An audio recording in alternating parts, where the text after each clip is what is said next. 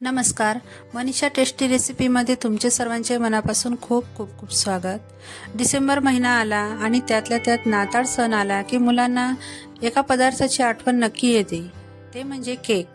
तर आज आपण बनवणार आहोत 1 कप रव्यापासून अर्धा किलो एवढा बेक केलेला केक। हा केक एवढा सॉफ्ट आणि स्पॉन्जी बनतो की बेकरीमध्ये मिळतो तसंच याचा टेक्स्चर येतो। आणि जर यात दही किंवा अंड वगैरे तुम्हाला काही टाकायचं नसेल तर हा व्हिडिओ नक्की तुमच्यासाठी आहे।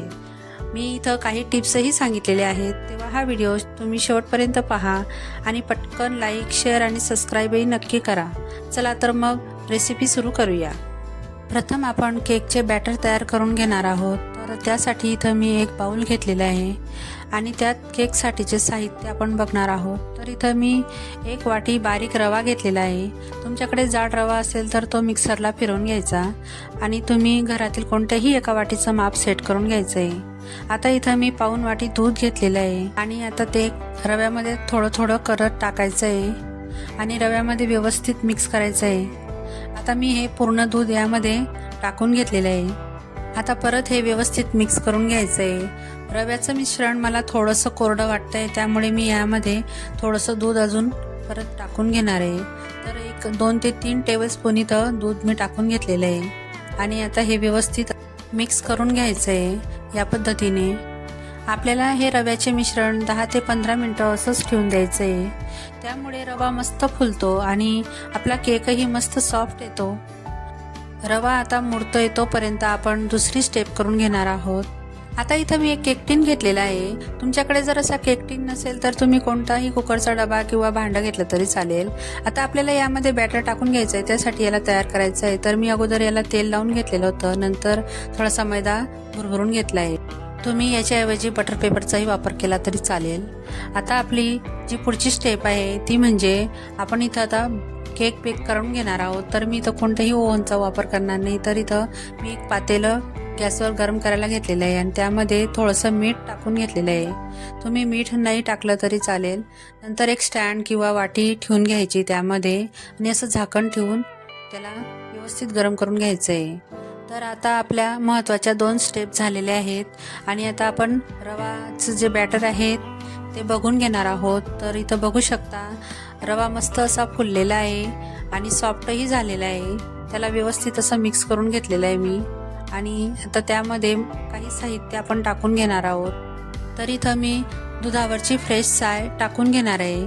तर तुमच्याकडे जर मिल्क पावडर नसेल तर तुम्ही अशी साय टाकून घेतली तरी चालेल, तुमच्या केकला खूप छान टेस्ट येईल त्यामुळे।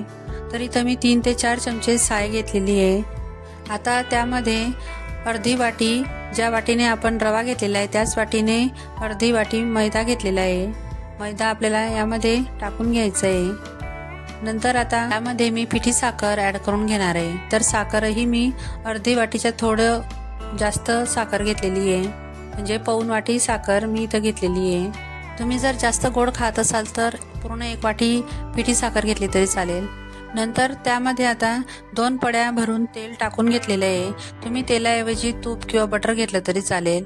नंतर त्यामध्ये अगदी थोडंसं मीठ घ्यायचं आहे, अगदी 2 चिमूटभर।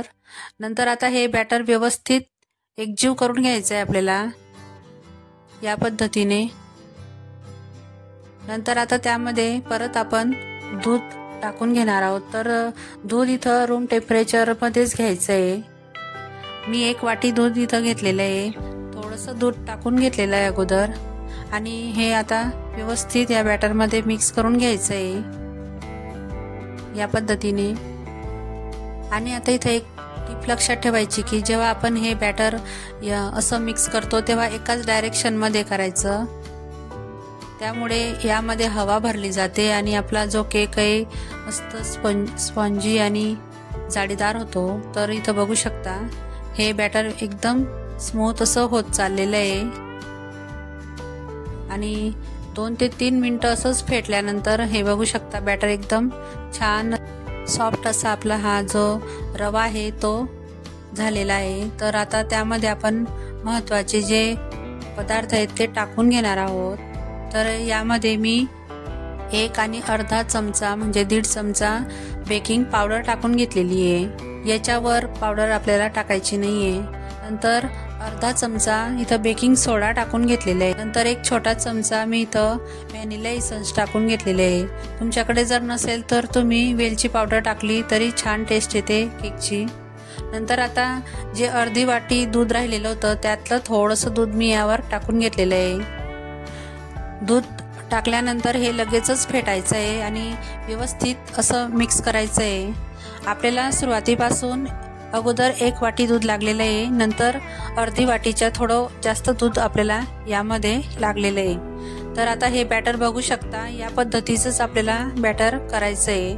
आता हे बॅटर आपलं तयार आहे आणि आता केक टीनही आपला तयार आहे, त्यामध्ये हे बॅटर टाकून घ्यायचं आहे। तर पूर्ण असं बॅटर मी यामध्ये ओतून घेणार आहे।